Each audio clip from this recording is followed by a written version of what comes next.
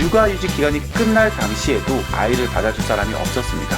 그리고 회사를 그만두게 됐죠. 그 회사를 그만뒀을 때 그 기분 아실 겁니다. 내가 정말 아무것도 할 수 없는 경단녀 현실에 부딪힌. 돈을 벌고 싶으신가요? 그럼 딱 7분만 투자하십시오.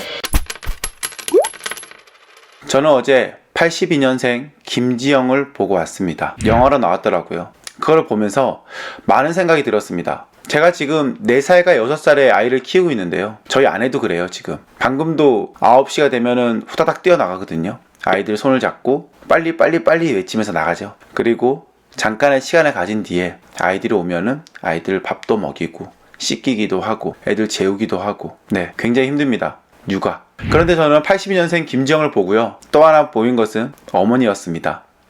저희 어머니 때 분들은 정말 많은 희생을 하셨잖아요. 어떻게 보면 자식이 다라 생각하고 살았던 어머니, 그리고 지금의 아내.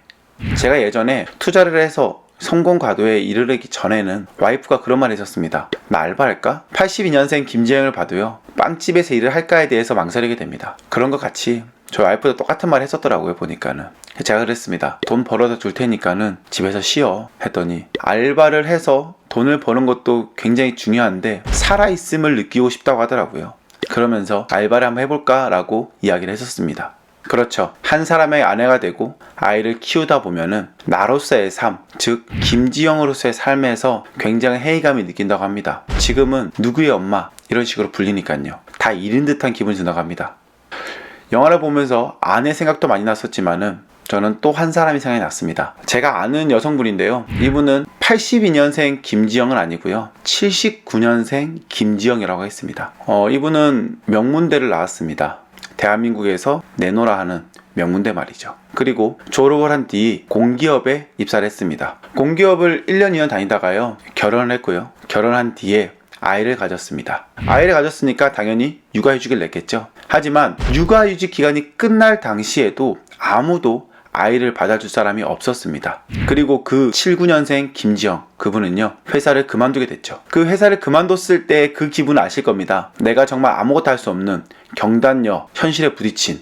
그리고 또다시 입사를 하려고 해도 쉽지 않습니다. 나의 나이는 점점 들어가거든요. 33세, 35세의 나를 누가 받아주겠습니까? 그 공기업에서 다시 오라 그럴까요? 그럴 확률은 굉장히 작습니다. 한 살 한 살 나만 먹는 게 아니고요, 우리 아이들도 한 살 한 살 더 커가기 시작하죠. 그런데 어느 순간부터 아이들의 육아비, 생활비, 학원비 등등 많이 나가기 시작하는 거예요. 신랑이 적지 않은 월급을 갖다 준다고 하지만 그것으로 살고 먹고 노후까지 보장하기에는 굉장히 쉽지 않았다고 합니다. 그래서 그 김지영은 생각을 했다고 합니다. 그렇다면은 나에게 남은 것은 무엇인가? 내가 어떻게 살 것인가? 아이가 학교 간 다음에 오후 4시 올 때까지 이 시간을 어떤 식으로 써야지만이 가능할까에 대해서 많은 고민을 해봤다 그래요. 그러면서 그 김지영, 그 여성분이 생각을 했던 것은 부동산 경매였다고 합니다. 혼자서 처리할 수 있고 혼자서 투자할 수 있고 나 혼자서 모든 판단을 할 수 있기 때문이었죠. 부동산 경매는 그렇거든요. 누군가가 알려주는 것을 습득한 뒤에 그 다음부터는 내 스스로 개척을 해 나가는 것입니다. 어떻게 보면은 굉장히 위험하다고 생각할 수 있겠지만은 다른 방면으로 본다 하면은 내가 나의 시간을 컨트롤할 수 있다라는 겁니다. 그분은요, 오전 10시가 되면은 움직여서 오후 4시에 집에 돌아오는 시간을 맞춰서 임장을 했다고 합니다. 저희가 임장을 하면은 물건을 보러 간다는 뜻입니다.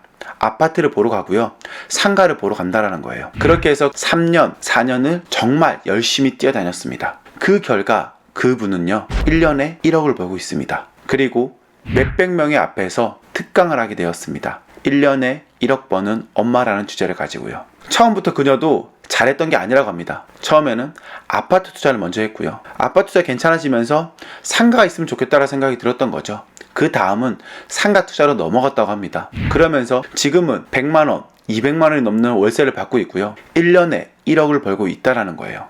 어떻게 보면은 굉장히 먼 이야기라고도 느껴질 수 있습니다. 그 사람은 돈이 있었던 거 아니야? 아니요. 그분도 많은 돈을 가지고 시작했던 거는 아닌 걸로 알고 있습니다. 제가 어떻게 이 이야기를 자신있게 드리냐? 그분과 저는 3년 가까이 같은 곳에서 스터디를 하고 있었거든요.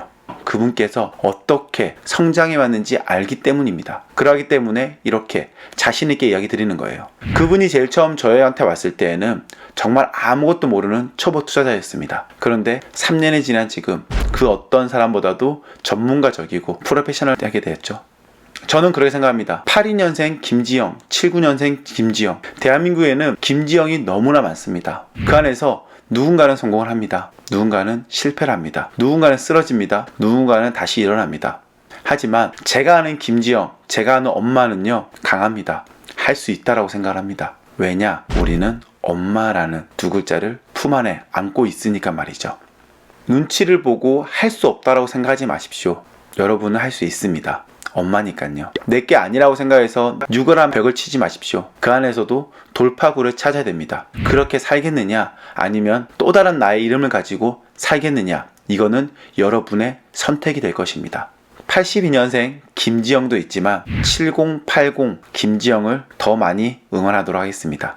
오늘도 긴 영상 함께 해줘서 감사하고요. 구독, 좋아요, 알림 설정 잊지 마십시오. 감사합니다.